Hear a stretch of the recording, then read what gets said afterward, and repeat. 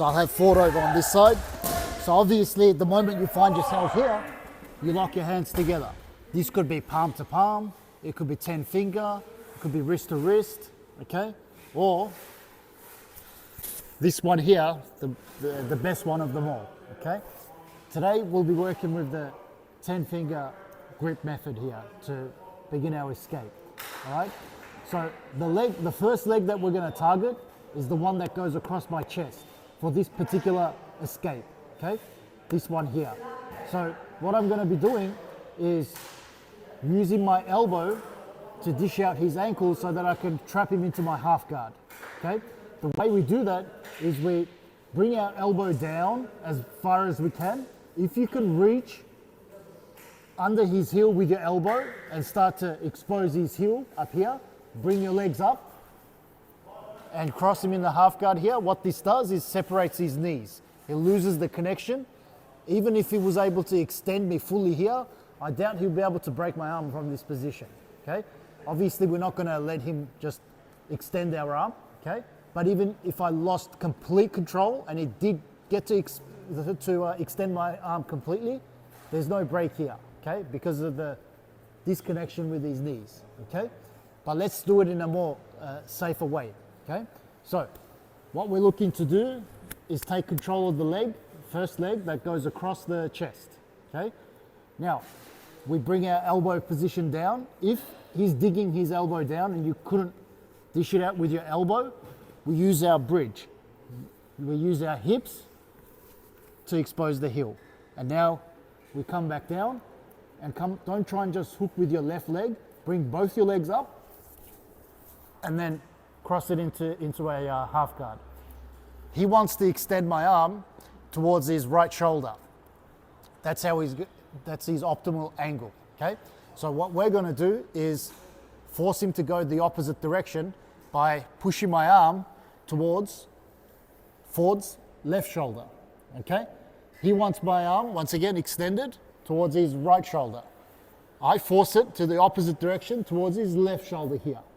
So now from this position, if we change angle a little bit, I want to free my elbow line. What that means is, see how my elbow line is above his hip level? I want to bring my elbow below the hip level, here. Only then am I free from this armbar, okay? Escape from this armbar, okay? So we force our arm to the opposite direction that he wants. When you bring in your elbow down to clear your elbow, don't run into his hip. Bring your elbow in and slide down his hamstring. Here, this is your best spot to free your elbow. Once you make contact with the ground, we can then start to come up on our elbow here, free our arm, come up on our elbow, posting like so, and I want to,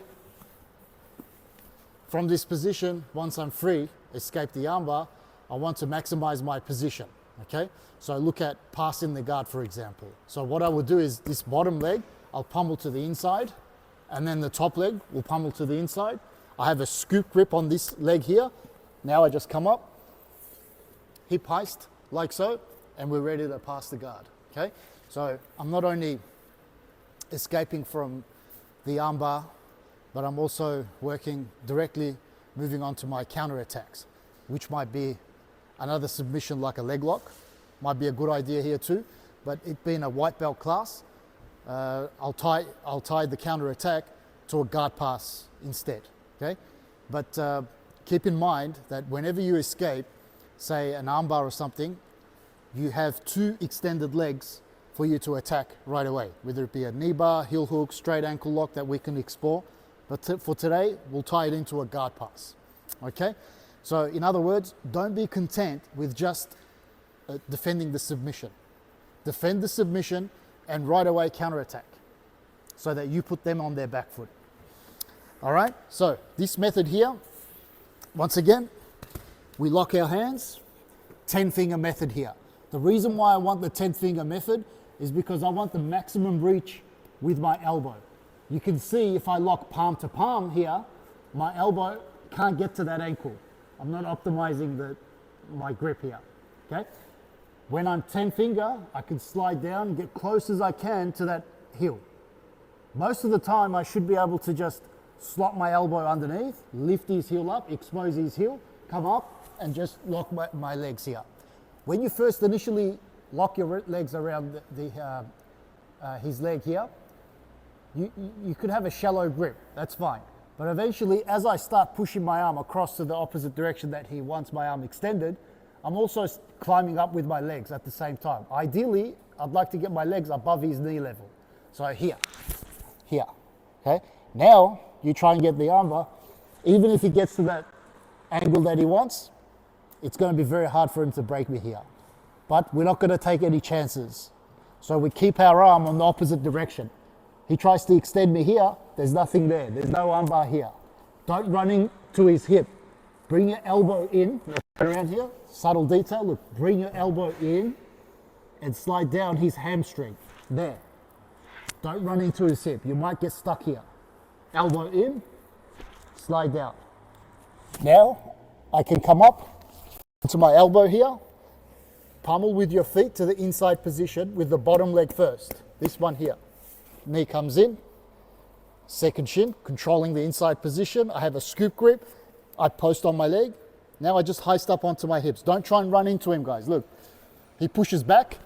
You're going to fall on your back here. Stumble all over yourself. He stays. I hip heist. You guys know the solo drill, the hip heist? Let's do it. Let's do it.